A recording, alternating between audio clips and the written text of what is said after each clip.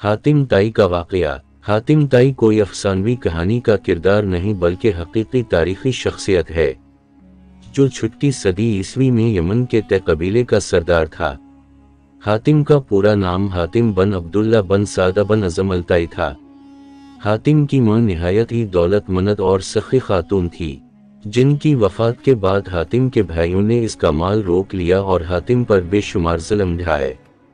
हातिम को सखावत वरासत में मिली थी, यही वजह थी कि वो जवान होकर निहायत ही सखी शख्स साबित हुआ। हातिम ने सखावत में इस कदर मुबालगा किया कि जब वो बचपन में जंदादा के पास रहा करता था, इस वक्त वो अपना खाना लेकर बाहर निकल जाता। अगर कोई मिल जाता तो साथ मिलकर खा लेता, वरना खाना ना खाता था। यूं हातिम पूरे अरब में मशहूर हुआ और इसकी सखावत के चर्चे आम हो गए। कुछ लोगों ने हातिम की सखावत के बहुत से किस्से गढ़ लिए, लेकिन इसके बावजूद हातिम की सच्ची हकायत इसकी सखी शख्सियत की दलील है। अरब में जबल समरा की चोटी पर वाक़े एक मकाम था, जहां हातिम रात के वक्त आग जलाया करता था, ताकि इलाके से गुजरने वालों को रास्ते की रहनुमाई हासिल हो सके। इस मकाम को आज हातिम ताई का आतिशदान कहते हैं। ये इलाका आज भी आसार कदीमा की हैसियत रखता है।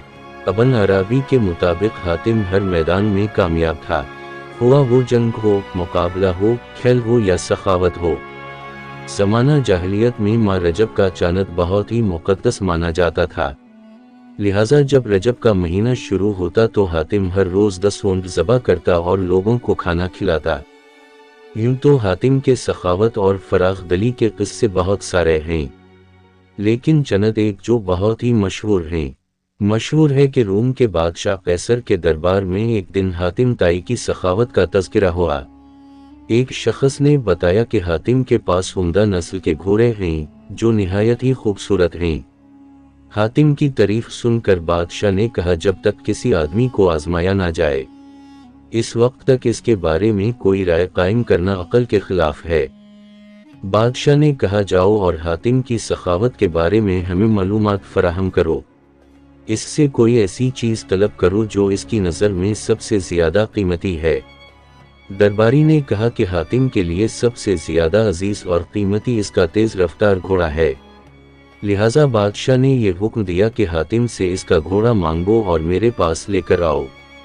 लिहाजा वज़ीर के दरबारी कई मंजिलें तय करते हुए रात के वक्त हातिम ताई के घर पहुँचे। जब वो वहाँ पहुँचे तो मूसलाधार बारिश हो रही थी। ऐसे ख़राब मौसम में घर से निकलना निहायत ही मुश्किल था, लिहाजा मेहमानों के खाने का इंतज़ाम करने के लिए हातिम ने अपने घोड़े को ही ज़बह कर दिया और दस्तरख़्वान पर लजीज बना हुआ गोश्त पेश किया।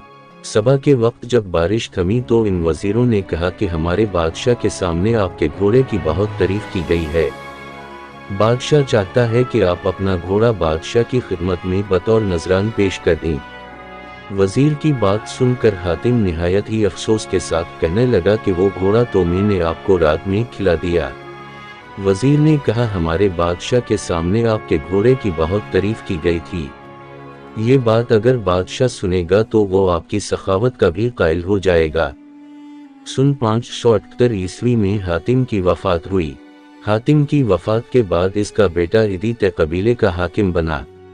वो 9 हिजरी में मुसलमान हुए। इनके इस्लाम लाने का वाक़या बहुत ही मशहूर है। इदी अपने कौम के सरदार थे। कौम पैदावार और माल व गनीमत का चौथाई हिस्सा इनके नज़र किया करती थी। इन्हें मुसलमानों से सख्त दुश्मनी थी। वो ईसाई थे और इस्लाम को ईसाइयत का रकीब समझते थे। सरदार होने की वजह से नबी सल्लल्लाहु अलैहि वसल्लम का इक़्तिदार इनकी आंखों में खटकता था। यमन के कबीले ते ने इस्लाम के खिलाफ बगावत की। हज़रत अली इन दिनों यमन के गवर्नर थे। इन्होंने बगावत को ख़त्म किया और बगावत के लीडरों को गिरफ्तार करके मदीना भेज दिया। इनमें इदी की बहन सफ़ाना थी, यानी सफ़ाना बन्नत हातिम। वो भी नबी सल्लल्लाहु अलैहि वसल्लम के सामने पेश की गईं। इन्होंने कहा कि मैं सखी हातिम ताई की बेटी हूँ। मेरा बाप भूखों का पेट भरता था और गरीबों पर रहम करता था। इस पर नबी सल्लल्लाहु अलैहि वसल्लम ने फरमाया, तेरे बाप में मुसलमानों की सी खूबियाँ थीं। अगर तेरा बाप मुसलमान होता तो यकीनन हम इस पर रहम का मामला ही फरमाते। اس لڑکی کو رہا کر دو کیونکہ اس کا باپ اعلیٰ اخلاق کا مالک تھا اور اللہ اعلیٰ اخلاق کو پسند فرماتا ہے، لہٰذا نبی صلی اللہ علیہ وسلم کے اس حسن سلوک سے متاثر ہو کر ریدی اور ان کی بہن صفانہ نے بعد میں اسلام قبول کر لیا۔ اگر آپ کو یہ واقعہ پسند آئی تو براہ کرم ہمارے چینل کو سبسکرائب کریں، ویڈیو کو لائک کریں اور دوسروں کے ساتھ شیئر کریں تاکہ زیادہ سے زیادہ لوگ اس سے فائدہ اٹھا سکیں۔ اگلی ویڈیو تک اللہ حافظ۔